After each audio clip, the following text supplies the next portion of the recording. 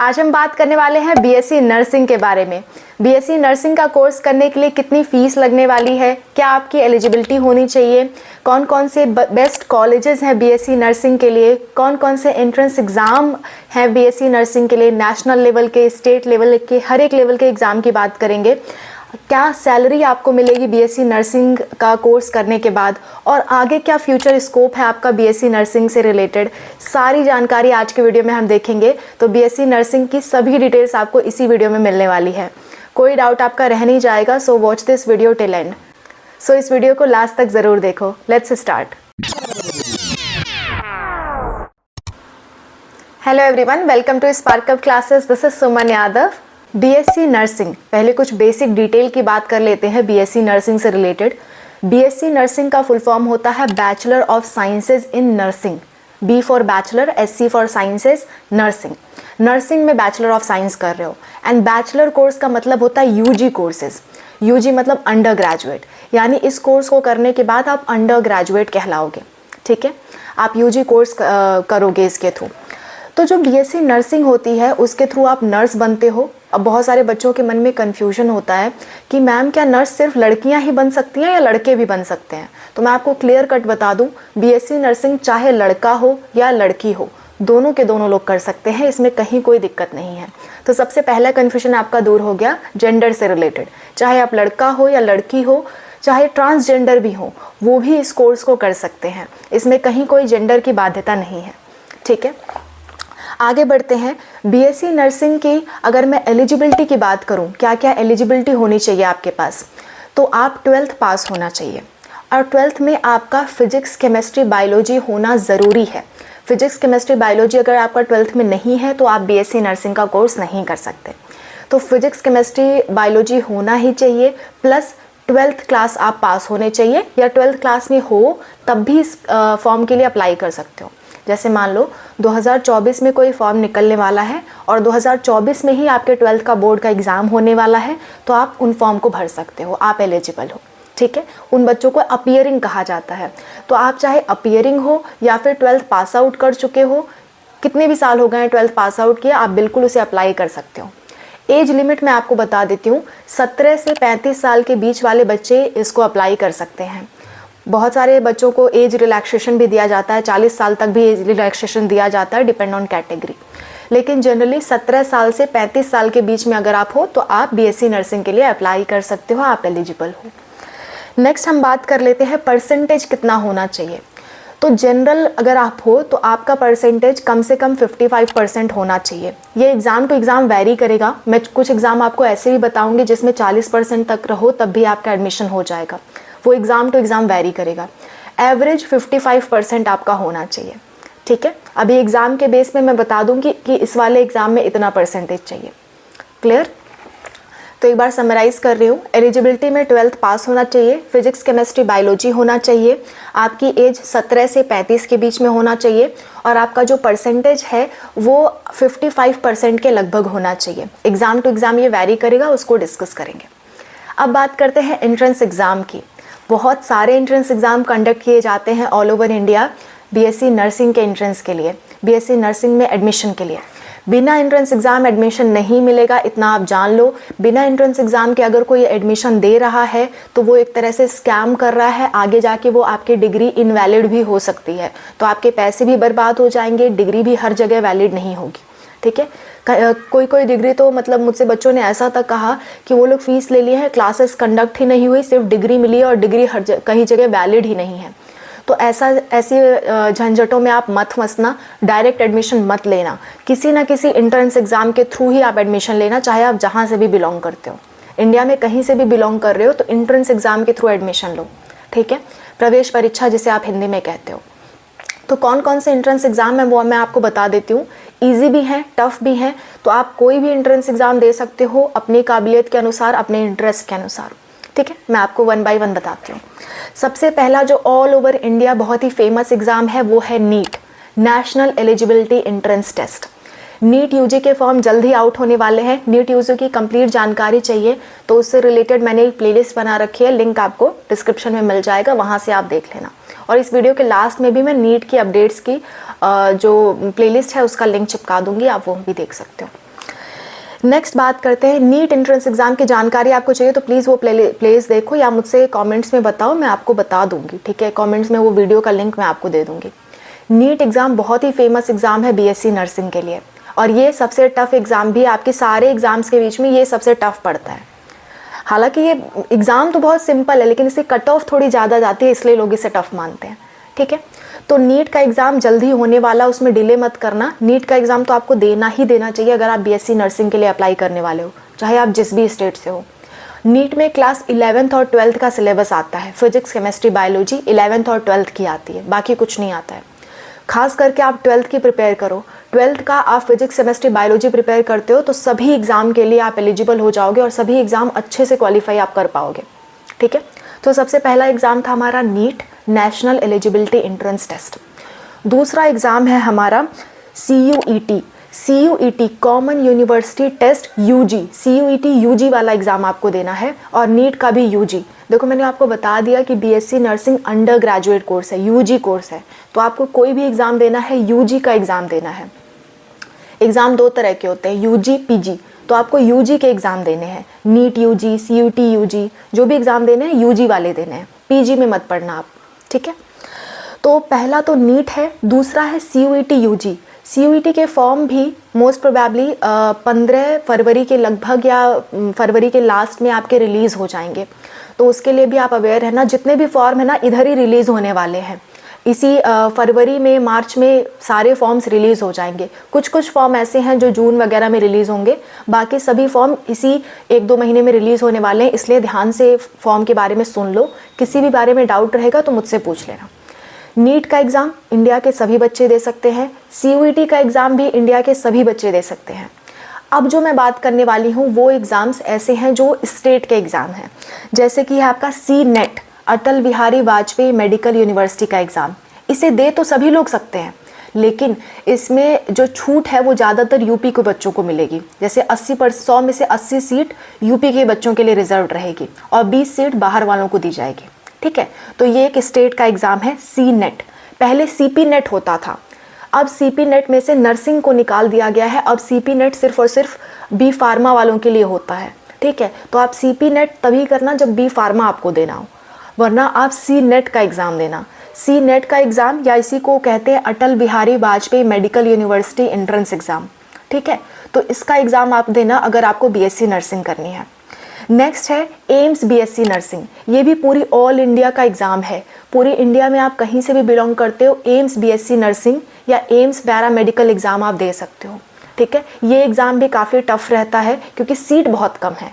ये exam tough नहीं है, कोई भी एग्ज़ाम मेडिकल का टफ नहीं होता है, बस सीट कम रहने की वजह से कट ऑफ ज़्यादा जाती है और वो लोगों को टफ लगता है, ठीक है। नेक्स्ट बात करते हैं, एक है बिहार का एंट्रेंस एग्ज़ाम है। बिहार सिर्फ बिहार के बच्चों के लिए है।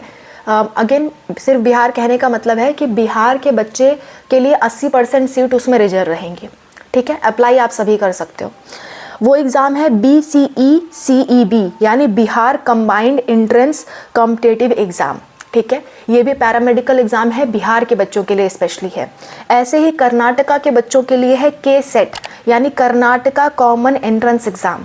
ऐसे ही हर स्टेट का अपना खुद का एंट्रेंस एग्ज़ाम होता है। आप किसी भी स्टेट से बिलोंग करते हो, अगर आप जानना चाहते हो कि मेरे स्टेट का कौन सा एंट्रेंस एग्ज़ाम है BSc नर्सिंग के लिए, तो आप मुझे बताना, मैं कमेंट्स में या फिर एक नए वीडियो के थ्रू आपको इन्फॉर्म कर दूँगी, ठीक है।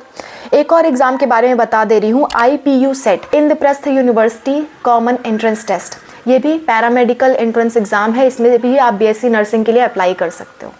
इससे भी आप BSc नर्सिंग के लिए अप्लाई कर सकते हो, ठीक है। तो ये सारे कुछ एंट्रेंस एग्ज़ाम है, एक बार फिर से समराइज़ कर रही हूँ। ये वीडियो जानती हूँ लंबा हो जा रहा है, लेकिन आपको BSc नर्सिंग की पूरी जानकारी इस वीडियो में मिल जाएगी, कहीं आपको भटकने की ज़रूरत नहीं पड़ेगी। तो ध्यान से देखो, नीट UG, ठीक है, उसके बाद CUET, ये दोनों तो आप सभी को देना चाहिए। जो भी BSc नर्सिंग का सपना देख रहे हैं, किसी भी मेडिकल एग्ज़ाम का सपना देख रहे हैं, तो ये दोनों एग्ज़ाम आप ज़रूर दो, ठीक है। नेक्स्ट, खास करके नीट एग्ज़ाम ज़रूर दो। नेक्स्ट आपका जो एम्स BSc नर्सिंग है, अगर आप थोड़ा सा करेज रखते हो कि थोड़ा सा फाइट कर सकते हो, आप थोड़ा सा पढ़ने में आप अच्छे हो, अगर आप एबिलिटी रखते हो कि ठीक है हम एक बार ट्राई करेंगे एम्स का एग्ज़ाम, तो एम्स का ज़रूर दो। सबसे हाईएस्ट सैलरी अगर आपको मिलेगी तो एम्स BSc नर्सिंग से मिलेगी, ठीक है, वो उसकी सैलरी बीएससी नर्सिंग कंप्लीट करने के बाद ही 80,000 तक चली जाती है। तो एम्स से अगर आप बीएससी नर्सिंग करते हो तो वो बेस्ट है।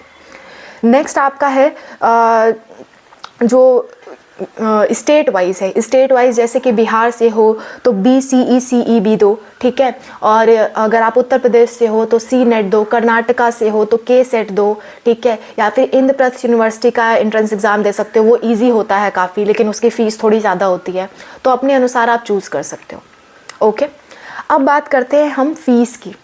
देखो बच्चों, अगर आप गवर्नमेंट कॉलेज में जाते हो, जैसे एम्स जैसे कॉलेजेस में जाते हो, तो फीस आपकी 1 साल की मात्र 8,000 रुपये लगेगी। टोटल 4 साल का कोर्स होता है बीएससी नर्सिंग का, 1 साल की फीस मात्र 8,000 रुपये लगेगी, ठीक है। ऐसे ही अगर आप प्राइवेट कॉलेजेस में जाते हो, प्राइवेट कॉलेज में 1 साल की फ़ीस 1 से 1.5 लाख तक लग सकती है। तो ये डिपेंड आप पे करता है आप कितना अच्छा मार्क्स ला रहे हो, उस हिसाब से आपकी फ़ीस डिसाइडेड होगी। तो एक रेंज मैं आपको बता दे रही हूँ, 8,000 से लेकर के 1,20,000 या 1,50,000 तक आपकी 1 साल की फ़ीस हो सकती है। एंड अगर आपने एंट्रेंस एग्ज़ाम के थ्रू एडमिशन लिया है तो 90% चांस है कि आपको स्कॉलरशिप भी प्रोवाइड की जाएगी, ठीक है। अगर आपके माता पिता गवर्नमेंट जॉब से नहीं है तो आपको स्कॉलरशिप प्रोवाइड की जाएगी, तो इसके लिए आप एंट्रेंस एग्ज़ाम ज़रूर देना। नेक्स्ट मैं आपको बता देती हूँ कि जो टॉप कॉलेजेस हैं, जिन टॉप कॉलेजेस की मैं बात कर रही थी बीएससी नर्सिंग के लिए, उनमें से सबसे टॉप पे तो एम्स आएगा, एम्स बीएससी नर्सिंग। एम्स के बहुत सारे कॉलेजेस हैं, टोटल 16-17 कॉलेजेस अब हो गए हैं एम्स के, जिनमें बीएससी नर्सिंग की पढ़ाई करवाई जाती है। नेक्स्ट है CMC, क्रिश्चियन मेडिकल कॉलेज, ये आपका वेल्लोर में है, साउथ में पड़ता है ये कॉलेज। उसके बाद है आर्म्ड फोर्स मेडिकल कॉलेज। अगर आप चाहते हो कि आप डिफेंस में जाओ, यानी कि जैसे कि BSF में, आर्मी में, ये सब में भी तो डॉक्टर्स होते हैं, ये सब में भी तो नर्सेज होती हैं, तो इसके लिए आप आर्म्ड फोर्स मेडिकल कॉलेजेस में जाओ, वहाँ आपको बहुत अच्छा लगेगा, इसके लिए स्कोप आपको बहुत अच्छा मिलेगा। नेक्स्ट है कस्तूरबा मेडिकल कॉलेज, उसके बाद है जिपमर, फिर है KGMC जो कि लखनऊ में है, आपका लखनऊ का बहुत प्रचलित कॉलेज है, किंग जॉर्ज मेडिकल कॉलेज, ठीक है, वहाँ पे आप कर सकते हो। BHU बनारस हिंदू यूनिवर्सिटी, फिर आप चंडीगढ़ यूनिवर्सिटी से कर सकते हो, आप NIMS यूनिवर्सिटी से कर सकते हो, फिर उसके बाद आप MMC से कर सकते हो, यानी मद्रास मेडिकल कॉलेज से कर सकते हो। ये टॉप 10 मेडिकल कॉलेज हैं जिससे आप अपना BSc नर्सिंग का कोर्स कर सकते हो, ठीक है। तो ये सारे तो टॉप कॉलेजेस हो गए। अब मैं आपको बता देती हूँ सैलरी आपको कितनी मिलेगी। तो एम्स नर्सिंग, अगर एम्स से आप करते हो तो आपकी लगभग 80,000 तक सैलरी हो सकती है। जस्ट BSc नर्सिंग कंप्लीट करने के बाद आपके कुछ एग्ज़ाम्स होते हैं, कुछ सिलेक्शन प्रोसेस होती है, उसके बाद आपको 80,000 तक की सैलरी मिल सकती है, जो कि एक बहुत अच्छी सैलरी है BSc नर्सिंग वालों के लिए। तो आप कोशिश करना आप एम्स में जा पाओ अगर आप BSc नर्सिंग का सपना देख रहे हो। नेक्स्ट, अगर आप किसी अदर कॉलेज से करते हो तो आपकी शुरुआत की सैलरी 15,000 से 20,000 तक हो सकती है। अगर आप नर्स का काम कर रहे हो किसी भी हॉस्पिटल में तो 15 से 20,000 हो सकती है, डिपेंड करता है कौन से हॉस्पिटल में काम कर रहे हो। हॉस्पिटल भी अलग अलग क्राइटेरिया के होते हैं ना, प्राइवेट हॉस्पिटल होते हैं, गवर्नमेंट होते हैं, बड़े बड़े प्राइवेट हॉस्पिटल्स होते हैं बहुत अच्छे अच्छे, वहाँ पे तो नर्सेस की सैलरी 50,000 तक होती है। तो डिपेंड करता है आप कौन से हॉस्पिटल में काम करते हो, आपकी स्किल कितनी अच्छी है। तो आपकी सैलरी की रेंज मैं बता दे रही हूँ, 12,000 से ले करके आपकी सैलरी 80,000 तक हो सकती है BSc नर्सिंग कंप्लीट करने के बाद। डिपेंड करता है आपके स्किल पे और आपके आपके स्टडीज़ पे, आपने कौन कौन से एग्ज़ाम क्वालिफाई किए।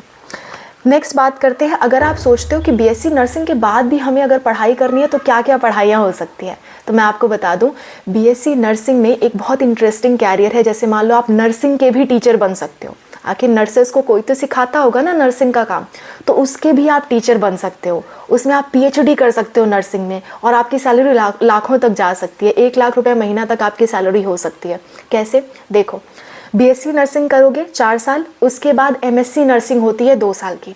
अगर आप एम्स से करते हो अगेन तो वेरी गुड, अगर नहीं कर पाते हो तो कोई बात नहीं, कहीं से भी आप MSc नर्सिंग कर लो। उसके बाद PhD नर्सिंग जब आप करते हो तो साथ साथ में आप असिस्टेंट प्रोफेसर बन सकते हो नर्सिंग के, और PhD कंप्लीट करने के बाद आप कंप्लीट प्रोफेसर कहलाओगे नर्सिंग के, या नर्सिंग ट्यूटर कहलाओगे आप, और आपकी सैलरी लाख रुपये महीने तक हो सकती है, ठीक है। तो ये बहुत अच्छा कोर्स है आपके लिए, कंप्लीट मैं जानकारी आपको दे रही हूँ। और क्या क्या जॉब अपॉर्चुनिटीज़ हैं, एक तो सिंपल आप नर्स बन सकते हो किसी भी हॉस्पिटल में, दूसरा, आप सीनियर नर्स बन सकते हो, नर्सिंग असिस्टेंट बन सकते हो, आप होम केयर नर्स बन सकते हो, आप डिफेंस सर्विसेज में जा सकते हो, जैसे मिलिट्री वगैरह के नर्स के बारे में मैंने बताया, और आप किसी नर्सिंग स्कूल में टीचर बन सकते हो, प्रोफेसर बन सकते हो। ये सारे आपके कैरियर स्कोप हैं। आई होप आपको नर्सिंग के बारे में सारी जानकारी अब मिल गई। मैंने आपको सब कुछ बता दिया है, क्वालिफ़िकेशन बता दी, फ़ीस बता दी, कॉलेजेस बता दिए, और आपके एंट्रेंस एग्ज़ाम मैंने आपको बता दिया। हाँ, एक बात हम भूल रहे हैं, देखो CUET का जो एंट्रेंस एग्ज़ाम में है उसमें आप 45% मार्क्स लाए हो तब भी आपका एडमिशन हो जाएगा, और नीट के एग्ज़ाम के लिए आपको कम से कम 55% मार्क्स चाहिए। और भी कुछ स्टेट वाइड एग्ज़ाम है, उनका जो सिलेक्शन क्राइटेरिया है, एलिजिबिलिटी है, वो अलग अलग हो सकता है। 40 से 60% के बीच में सभी का रहता है। जैसे एम्स में अगर आप अप्लाई करना चाहते हो तो 60% आपका होना चाहिए, 60%। और अगर आप स्टेट के एग्ज़ाम में अप्लाई करना चाहते हो तो 40% तक आपके मार्क्स हैं 12th में, तब भी चलेगा। ठीक है, तो ये सारी जानकारी है BSc नर्सिंग के बारे में।